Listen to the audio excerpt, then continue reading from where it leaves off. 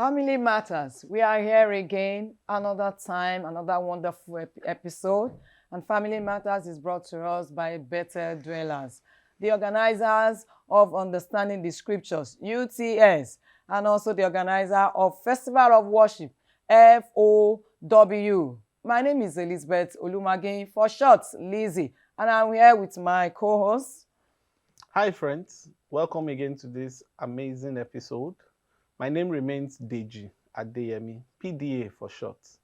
And we have with us an amazing guest, seasoned ministers of God, Pastor and Pastor Mrs. Ayotunde Bukola OLUMIDE, the senior pastor and pastor in charge of the King's House, Redemption City.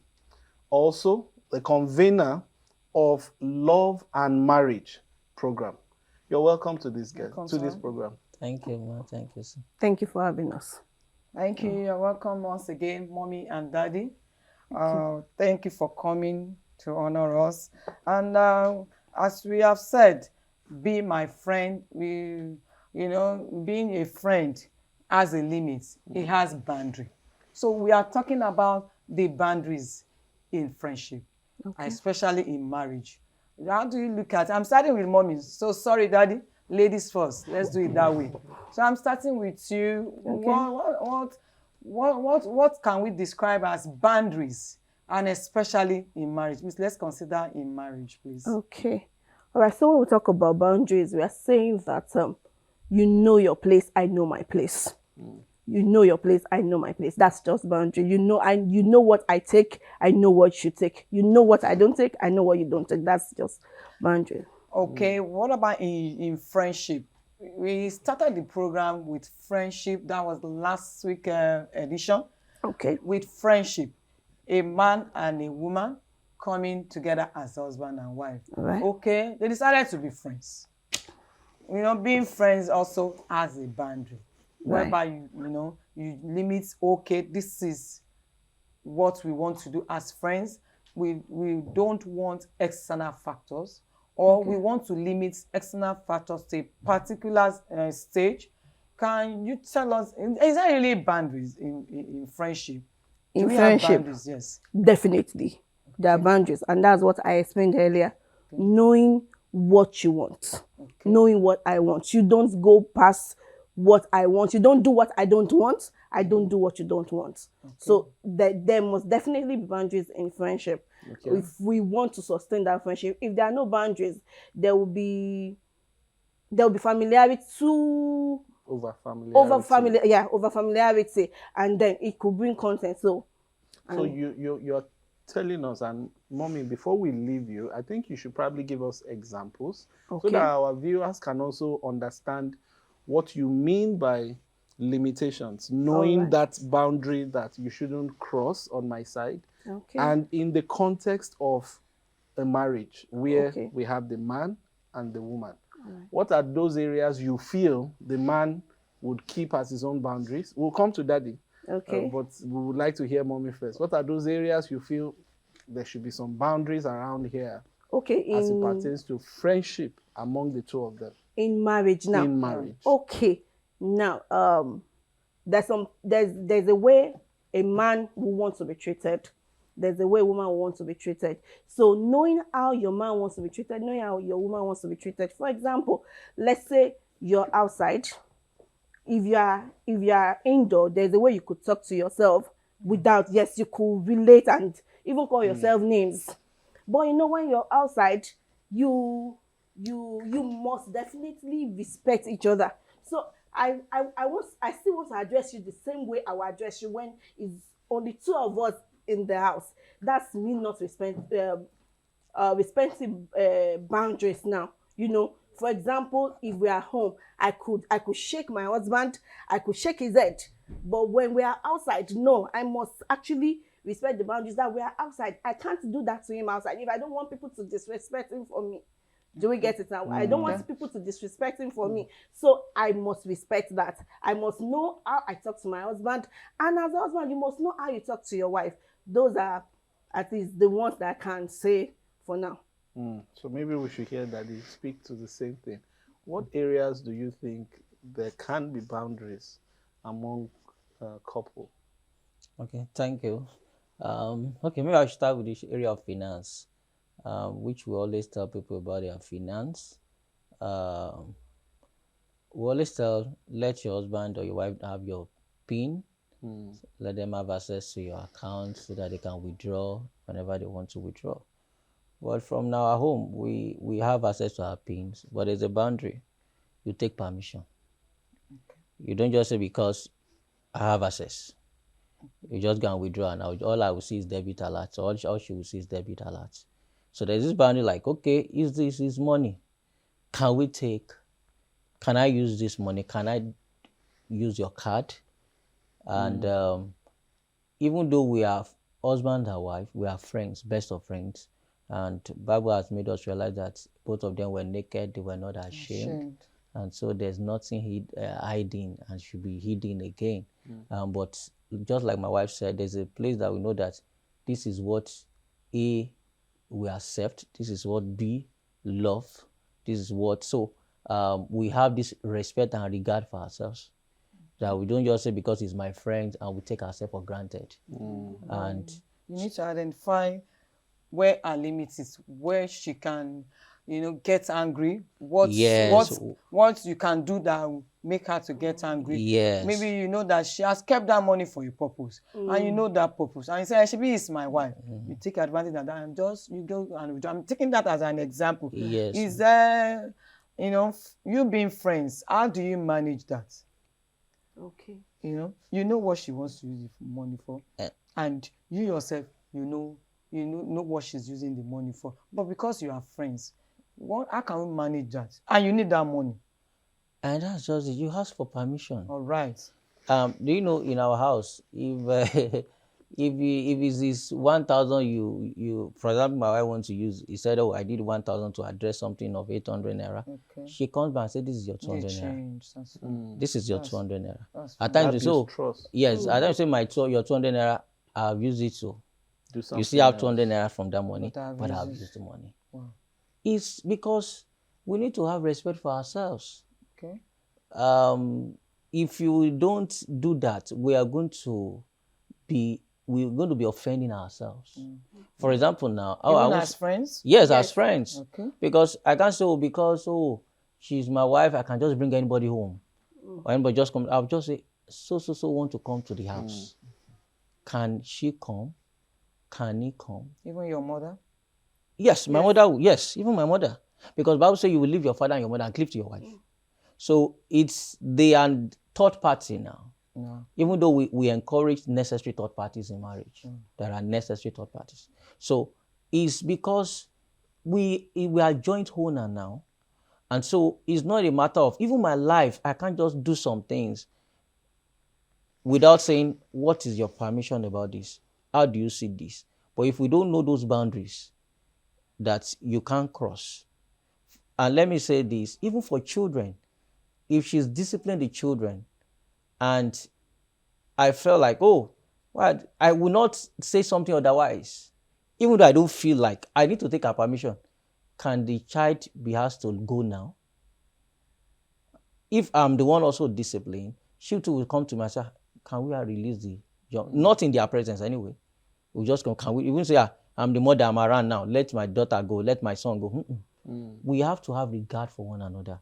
And a lot of times where we're having issues home is like when you just feel like you are here and you have all the access, you have all the privileges, you can do and not do. And in those scenarios, you will clash. Okay, let me ask this follow-up question. Riding on your response now, is it possible that friendship gets to the point where we avoid each other too much? Because I know she doesn't like this, I know he doesn't like this.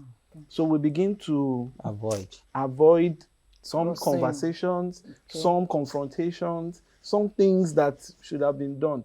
If we set too many boundaries, won't that result into both of us now pulling away that, I don't want to fight, I don't want to argue. Let's just leave this topic. Okay, permit me to say this. We'll tell people that it's better you know yourself before you get married. Be friends. Don't just marry.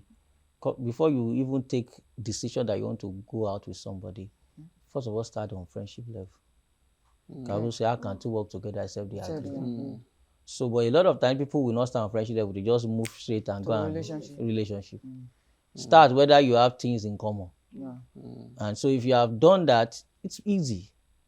We discovered that so many things there's no cause for alarm. Biography is married for a number of years. We don't need to argue on issues because everybody know their roles. If I play my role where you are playing your role where there's no need to avoid anything. These are my roles as the husband of this house and I'm doing that. These are my roles as the wife, I'm doing it. There's no clash.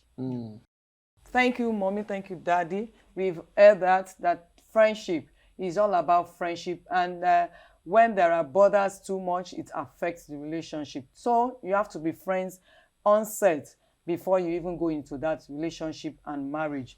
So we come back after this break.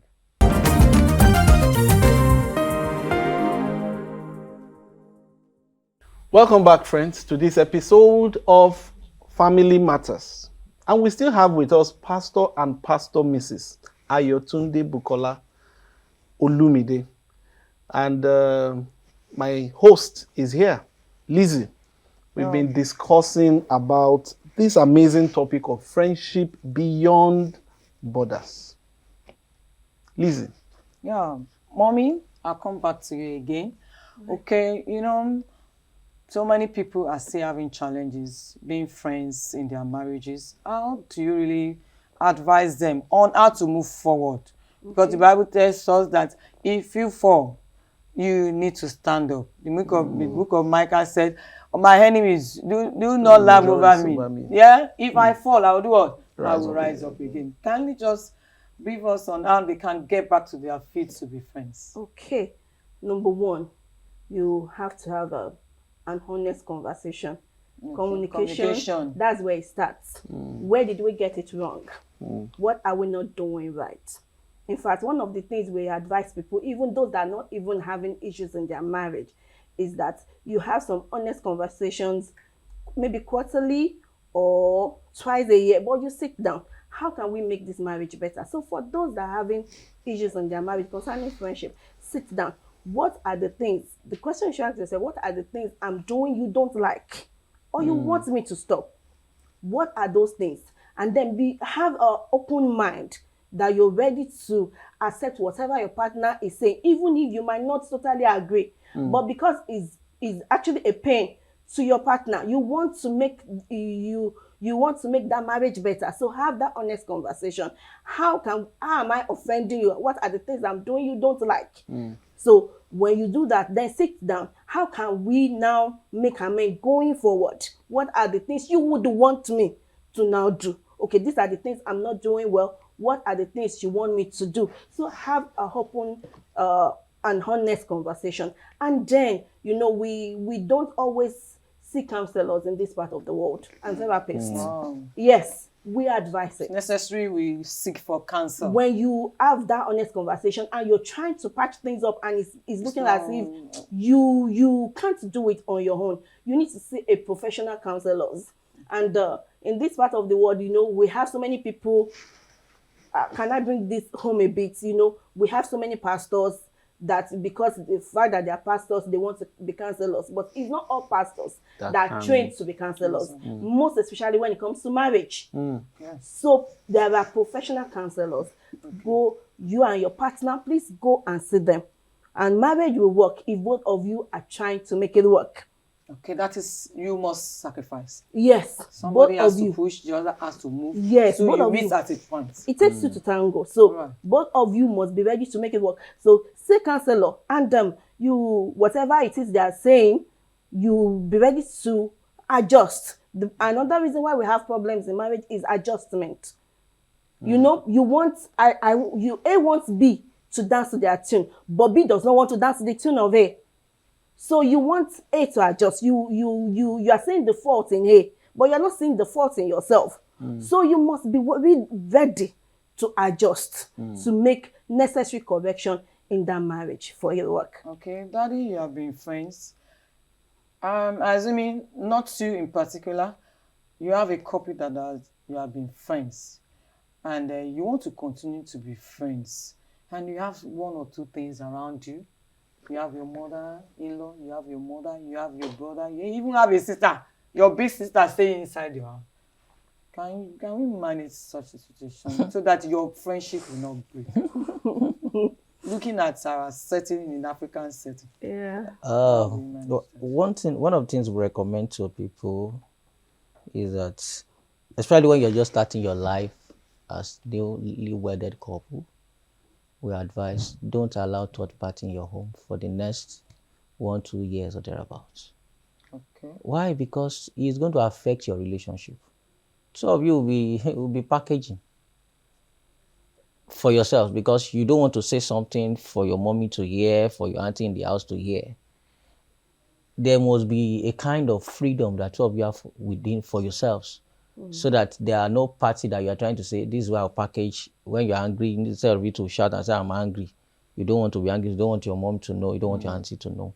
So, especially if you're having challenges in your home, if it's possible for you to tell the third parties around to just give you time, so that two of you can have time together. Because a lot of times, you will discover that you'll be distracted when you have a number of people around. You will not be able to create time for yourself. Many homes think they are friends, but they are not friends. They think they are friends because their children are still around. So most things they use for conversation is about their children. So we've seen cases that when the children are no longer in the house, there are issues. So there are no common issues to discuss again. So there's boredom will set in. So they keep on watching TV. They keep on watching and pressing phone. So boredom will set in because nothing to discuss in the house Or again. that party doesn't want to come home because There's nothing interesting in the house. So the best thing to know whether you are friends is two of you should be left alone. Convenient with each other, comfortable with each other. other. Be left alone and see yourself. And so can we just, when Bible was talking about Enoch walk with God and was no more, that's friendship. They were just gisting. That's how I see it.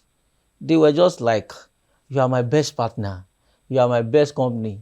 So until you get to a level, so you are in your marriage, you must do away with mommies, daddies around, aunties around.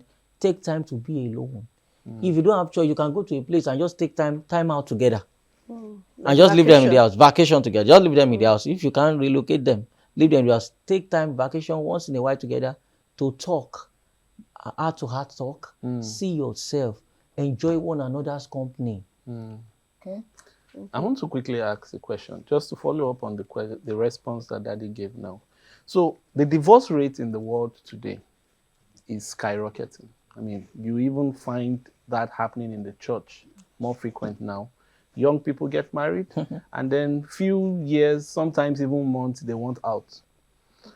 Now, clearly, from what you have said now, Daddy, friendship is out of the window. What is the major killer of friendship? What is the one thing? Because sometimes, if you ask them, they will say, we were friends before we got married. But when I got in, I didn't know he was like that. I didn't know she was like that. What is the major killer of friendship in marriage? Is it money? Is it sex? Is it children? Is it in-laws? What is that thing that... Or it might be more than one anyway. It's definitely more than one. What is the... It's definitely more than one. Maybe I'll mention some and then my husband will also mention some. One is over familiarity. Over familiarity. Yes, you are friends. But when you come together, you have seen everything about yourself. Is it not my husband? Is it not my wife? You are not respecting each other again. Bible says, at Ephesians chapter 5, I think verse 21 says, submitting to one another. So my opinion matters, his opinion matters. So when we over familiarize ourselves with our spouse, it could affect the friendship. Okay. And then number 2 is unwillingness to adjust. Yes, unwillingness to adjust. I've mentioned this earlier. Unwillingness to adjust. You expect that this is the way we were behaving as friends. There are some things that will change when you get married that you were not actually doing or saying when you were courting. So, but now, okay, this is now our reality. What needs to change? What do we need to? What new thing do we need to bring in here? So those things might affect friendship. And then duties. What we have to do. What we have to do in the home. Then our work. workload, house chores, those things comes in. And instead of us concentrating on ourselves as husband or wife, we concentrate on the chores that needs to be done. As a woman, you're thinking, when you wake up in the morning, you're thinking of what to cook, how to get the children ready, what you're thinking about work. So there's so many things you're thinking about. There's so many things to do. And the man too is thinking about how to make money. So our daily activities. So as much as possible, one of the things we advise is that can we lessen each other's burden? Yeah. How can, what the husband should be thinking is, how can I make the life of my wife better and easier? So if you need to help her around the house, help around the house. And if you can't help, get someone that can help. As little as that is, it goes a long way.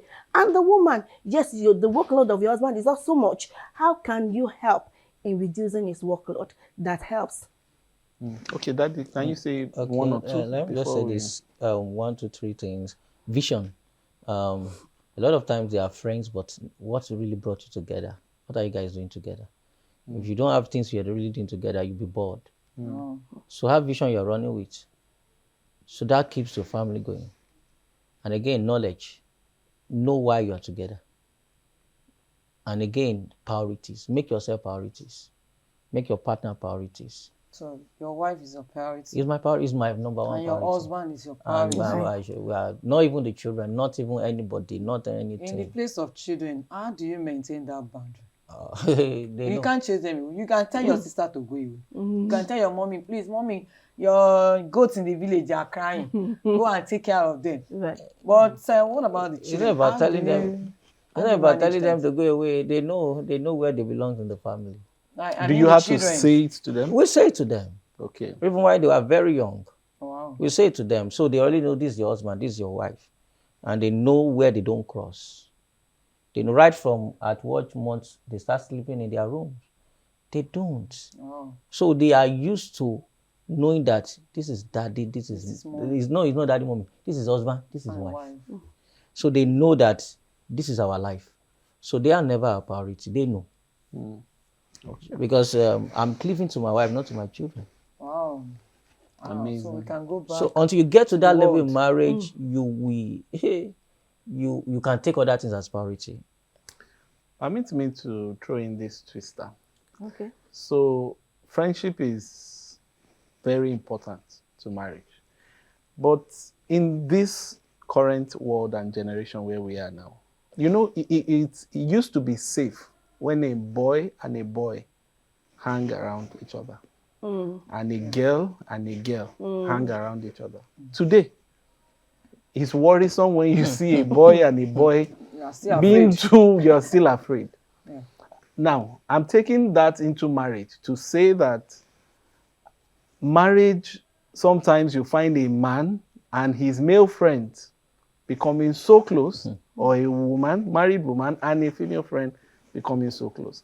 I believe it's a topic that we might not be able to fully explore this episode, and our audience, we're going to ask you to join us for the next episode so that we are able to explore, good a thing, Daddy and Mommy will still be around with us for the next episode. You should be around because this is a current trend today in today's world. So, as we round off, Lizzie. Thank you, sir. Thank you, man. Thank you for honoring us. We continue with the issue of male and male coming together and female coming together, being friends more than their partner or their spouses. So we'd like to hear your view. Viewers, please drop your comments at Better Dwellers. We'd like to hear how you feel about it in the next episode.